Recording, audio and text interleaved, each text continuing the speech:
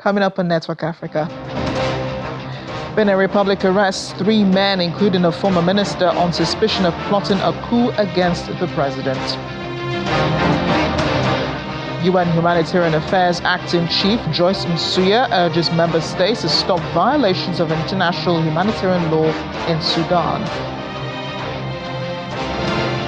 Plus, at the UN General Assembly, Congo's President Felix Tshisekedi calls for sanctions against Rwanda. And then welcome to the program. I'm Amarachi Ubani. We're beginning in Benin Republic, where 3 men, including a former minister and the man in charge of President Patrice Talon's security, have been arrested on suspicion of plotting a coup. According to the prosecutor, Elon Mtenu, ex-sports minister Oswald Homke was caught while handing over 6 bags of money to the head of the Republican Guard on Tuesday. Investigators allege Colonel Jimon Diodon was being bribed not to resist a coup d'etat planned for Friday in the country. Also detained is businessman Olivier Boko, a friend of President Talon, who had recently indicated he had political ambitions. Mr. Boko's lawyers and supporters condemn what they call his abduction and are demanding his immediate release. Investigations are still ongoing to identify further suspects in the plot. Rights groups report that Benin, once praised as a multi-party democracy, seems to be taking a more autocratic turn under President Patrice Talon. President Talon has announced he will not run for a 3rd term in office in the 2026 elections.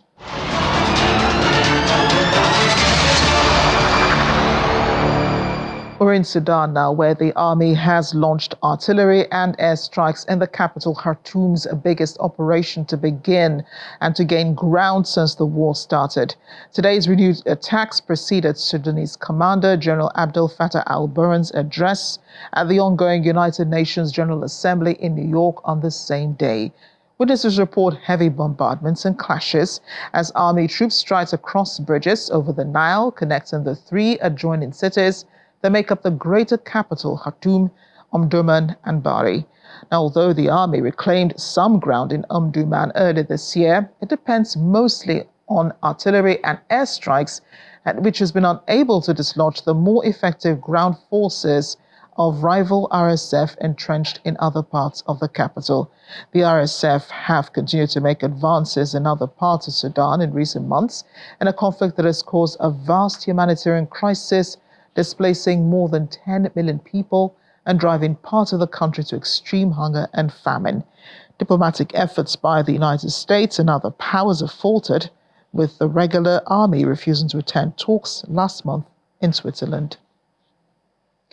And as the war in Sudan approaches its 18th month, the United Nations and member states are calling for urgent action to protect the civilian population, to scale up humanitarian funding and access, and end fighting once and for all. The unending war between the rival war factions, which spans the entire country, has triggered the world's fastest growing displacement crisis. More than 10 million people have fled their homes since April 2023, half of them children, including more than 2 billion people who sought safety in neighboring countries. Sudan is also now the world's largest hunger crisis, with over half of the country's population, that's nearly 26 million people, facing high levels of acute hunger. Nearly 5 million children and pregnant and breastfeeding mothers are acutely malnourished. Healthcare and basic services have been decimated as cholera and other diseases pervade. Children have been out of school for a 2nd straight year.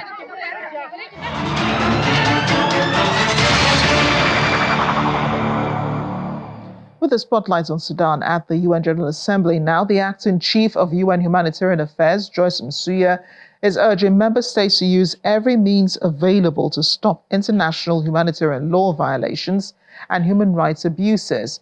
She was speaking on the sidelines of the UN General Assembly debate at a high-level ministerial meeting in support of the humanitarian response in Sudan and the region. Addressing member states at the parley convened by Saudi Arabia, the United States, the European Union, and the United Nations, Ms. Msuya urged them to support efforts for a scale-up in the volume assistance through the crossing and to extend this lifeline beyond the initial 3-month period without the imposition of new processes that may further delay operations. She also announced a $25 million allocation from the UN Central Emergency Response Fund to tackle the spread of famine and acute food insecurity in the country and its neighbors, where shortfalls have dogged response efforts. U.S. Ambassador Linda Thomas-Greenfield stressed the need for the warring parties to accept humanitarian pauses in El Fasher, Khartoum, and other highly vulnerable areas to allow aid to flow and civilians to flee. Meanwhile, the African Union senior official Minatta Sesuma appealed to parties in Sudan to stop the fighting, as neither would gain anything thereby. To announce today a $25 million allocation from the UN Central Emergency Response Fund to tackle the spread of famine and acute food insecurity in Sudan. This will complement an ongoing allocation at country level from the Sudan Humanitarian Fund. And so we must compel, in fact, insist and demand that the warring parties accept humanitarian pauses in El Fasher, Khartoum, and other highly vulnerable areas to allow aid to flow and civilians to flee. And let me be clear, the RSF must immediately halt its deadly assault on El Fasher. But both parties are responsible. Both parties must eliminate barriers to humanitarian access along all routes. And this includes opening the Adre crossing permanently and ensuring the protection and safety of brave humanitarian workers. For our part today, I'm announcing that the United States is contributing an additional $424 million to the emergency humanitarian response in Sudan and neighboring countries. This funding is part of the $2 billion the U.S. has contributed since the start of this conflict.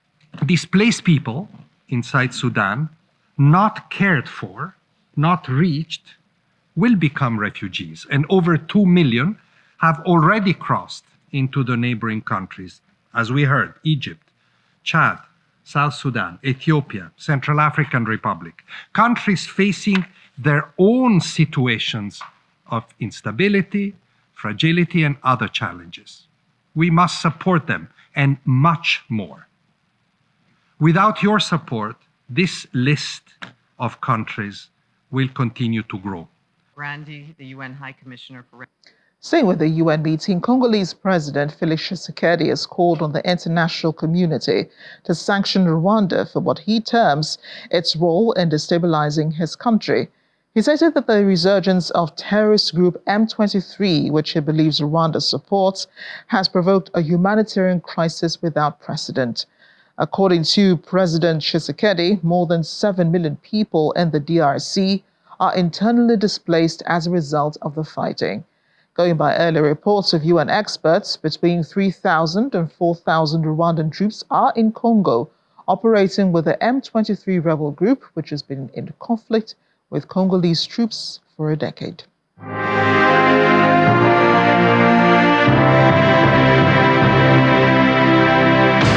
Let's move to Kenya now, where a memorial service has just been held for 21 boys who died in a school fire earlier this month. Residents say the horrific tragedy has brought the urgent need for improved safety measures in the country's schools for once and for all. It was another one in a disturbing pattern of school fires, largely attributed to student unrest, that have been documented over the years by authorities. The Ndarasha Hillside Academy fire on September the 6th tore through a student dormitory as the boys slept. Local media says the victims were burnt beyond recognition. In 2017, a fire started by a student at the prestigious Moi Girls High School, killing 10 fellow students. The schoolgirl who started the fire was later convicted of manslaughter.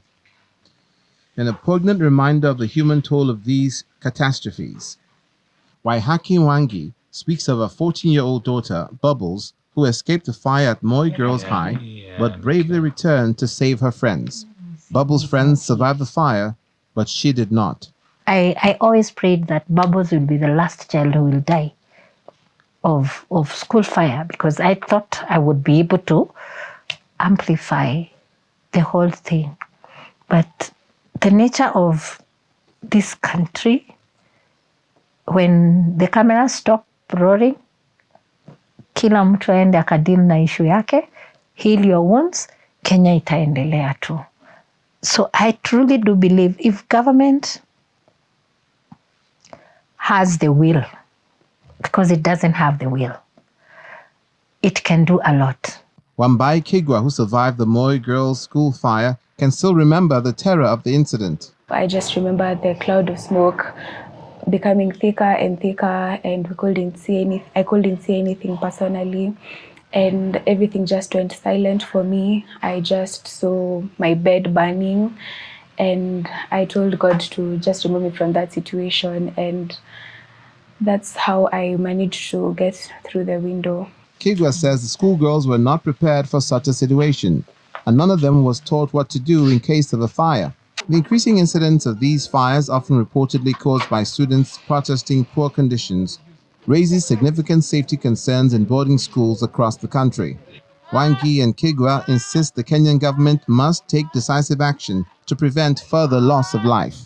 A counseling psychologist and lecturer at the University of Nairobi, Dr. Jeffrey Wango, feels excessive pressure on students is a contributing factor. The society has also been too demanding, so that the student is always being imposed upon to excel. So they are feeling that the school is a place that is asking too much of them, that sometimes they are unable to do as best as they could. Kenya has a history of school fires, many of which have turned out to be arson. As investigators look into what caused the blaze at Endarasha, survivors and grieving parents who lost their children to Kenya's recurring school fires hope the call for urgent reform will be heard. Here in Nigeria, in Kwara State, the government has trained 100 extension agents and farmers on how to rear small animals and process crop residue for better yield. At the opening ceremony of the event, held at the National Center for Agricultural Mechanization in Ilorin, crop residue crushers and other machines were distributed to the beneficiaries. Seated in this hall are the second batch of 100 extension agents and farmers trained by the Kwara State government across the 16 local government area of the state on how to rear small animals and process crop residue for improved utilization by the animals. The event, organized by the State Livestock Productivity and Resilience Support Project under the supervision of the State Commissioner for Agriculture and Rural Development, is aimed at supporting the extension agents and farmers to overcome various livestock management challenges and realize their full potential. The training which we're going through will equip both our extension agents and farmers with the knowledge to process crop residues and ensure the optimal care and production of small ruminants, turning waste into wealth, improving animal health, and increasing profitability. These are the focus. Our land available for agriculture will actually The go guest down. speaker from Bayero University, Kano, Dr. Akim Ajegbe, says the training is coming at the right time because Nigeria must prepare to feed the increasing population to ensure food security. In the next 25 years or thereabout, Nigeria population will be 300 million. Our land available for agriculture will actually go down. So the key is all about intensification, and that's what this thing is all about. Everything that we could get from the field in terms of the crop residue also go to our animals. All the manure from the animals go, and this is the basis of this training, to be prepared to feed that 300 million people that are coming. The participants are grateful for the knowledge gained. We've been able to learn how to integrate crop and livestock production, with the fact that they've been able to show us that we don't just have to depend on livestock production or just crop production, how these two can actually work hand in hand so that we can be able to rely on each other, and then they can be like a circle of production. Major highlights of the event include the presentation of certificates of attendance to the participants who will be going home with the equipment provided for them by the state government to help their ruminants production and crop residue processing. We're off on a short break now on Network Africa, still ahead. South Africa receives remains of 42 freedom fighters who died in exile.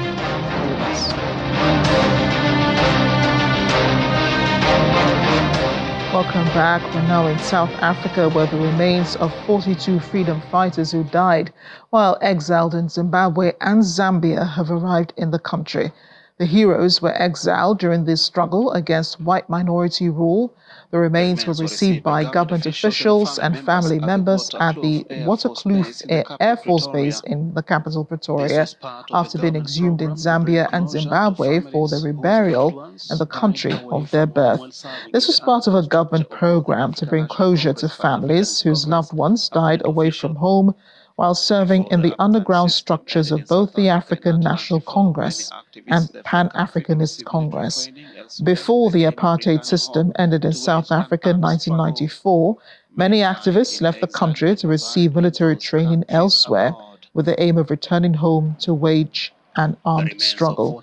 Others left the country to avoid being arrested by the apartheid regime for their involvement in anti-apartheid activities and chose Zimbabwe and Zambia, where the underground structures were the strongest. Some of those whose bodies were brought back are Duma Nokwe, Florence Mbosho, and Basil February. President Cyril Ramaphosa is expected to host a homecoming ceremony for the repatriated remains on Friday before they handed over to their families for burials across the country. Over again to say, had it not been of the sacrifices of your children, of your brothers, of your sisters, and today you are only receiving the remains, this country will not be where it is. We won't be here. We have our own freedom fighter who drowned in the Zambezi River. We were given the opportunity to go see where he drowned and where he was buried. Today he's being exhumed and we'll be able to bury him at home in Mafikeng village. I hope the community of Northwest and the village of Ramosadi will come to mourn and celebrate with us. Joining us now on the program is our South Africa correspondent, Innocent Samosa. Innocent, great to see you. And a somber mood, I'm sure, in South Africa today, especially for relatives of those whose remains are being brought back home. Give us, paint the picture for us, what people have been saying, what preparations are ongoing, and how they intend to receive these remains. Well, indeed, Amarachi, a very good evening to you and our viewers around the world. Yeah, the repatriation was largely welcomed by the many South Africans here. And of course, but some part of the challenge also is that some of the family members had to found out about this issue on TV and on social media. In fact, one lady was on social media. She mentioned that she had to basically do her own research and find out whether or not this is happening. And she had to call one of her friends that works at the South African Defense Force, and she had to now give them the name of the person. And she asked whether or not this person was part of the a batch that was repatriated from Zimbabwe. And the South African Defense Force fellow then confirmed that, yes, this person is basically part of the batch. But of course, they feel that the government should have basically notified the families and relatives ahead of time because some of them really were not aware of this operation. But of course, other than that, this move was largely welcomed by civil society groups, was largely welcomed by the government of national unity. And of course, ordinary South Africans really have welcomed this move by the government. But of course, again, as you rightly indicated, Amarachi, it's a painful wound, but at the same time, it brings closure to the many families that have lost their loved ones who had gone to exile to try to fight, to train, to come back to wage an armed struggle to fight the apartheid government, Amarachi.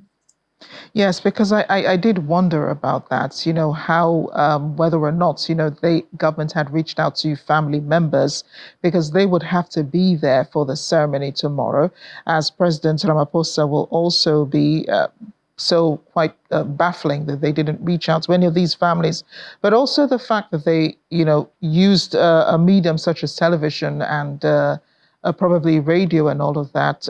This probably helped, with the person you said who saw on social media that this was going to happen, was also probably one of the means the government did use to help to bring these people the knowledge about their loved ones. Let's talk about the heroes that are whose remains are being brought back home. So we know that they exiled themselves, but then they also didn't go through the struggle with those back home. What was it like for them in Zimbabwe and in Zambia? Did they have it much easier being away from the anti-apartheid regime, from the apartheid regime in South Africa? Yeah, in fact, Amarachi, as you rightly alluded to in your intro, others had to leave the country to avoid being arrested by the apartheid regime because of their involvement in the apartheid activities, anti-apartheid activities. Pardon me.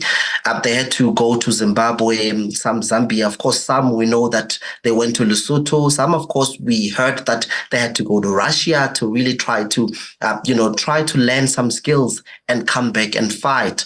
As you rightly indicated again, that amongst the returns were the struggle stalwart Duma Nokwe, Florence Mapuso, and of course Bessel February. So these are some of the names that came out, but of course it's a handful of them. You'd know that there are about 40 or 46, if I'm not mistaken. So this kind of operation, it's a very difficult operation. It took them 30 years to really come to this far. That tells you that it has been a challenging time for the government to really do this repatriation process.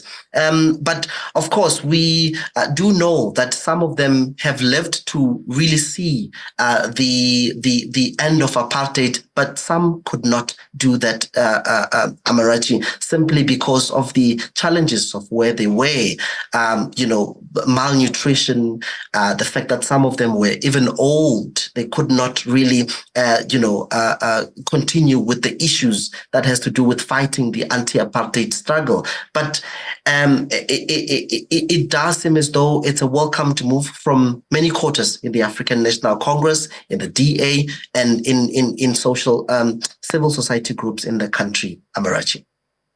For those who stayed back, I imagine that a lot of them could have harbored some anger towards those who fled. I mean, because they seem to have had a better lot. They did go out to develop skills, to hone their skills, and to watch from outside what was happening to others who were inside, those who had to face the real struggle. So tell me about those people who had to go through all of that and, what they feel about the remains of these people being brought back home.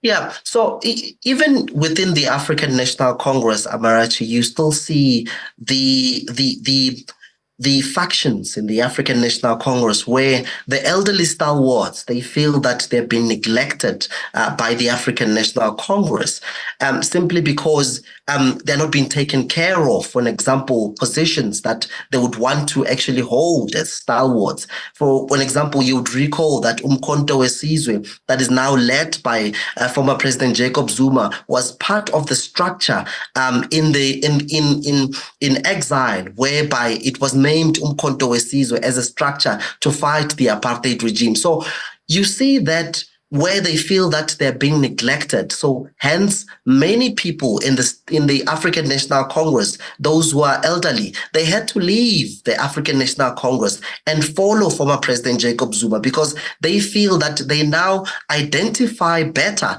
with Umkhonto weSizwe and with also the manifesto of the Umkhonto weSizwe that was tabled by former President Jacob Zuma. So they feel that they relate better than the ANC of President Ramaphosa. So hence I'm saying that at this point in time, you have that shift whereby those who are in the struggle, they feel neglected by the ruling party, by the government of President Cyril Ramaphosa. Hence you see these factions where some of the stalwarts had even threatened to leave the African National Congress, but many of them, Amarachi, have followed former President Jacob Zuma. A lot of reconciliation that needs to be done within the party, amongst the people, and for those who have the opportunity to welcome home the remains of their loved ones innocent. Thank you again for speaking with us. Thank you so much, colleague, for having me.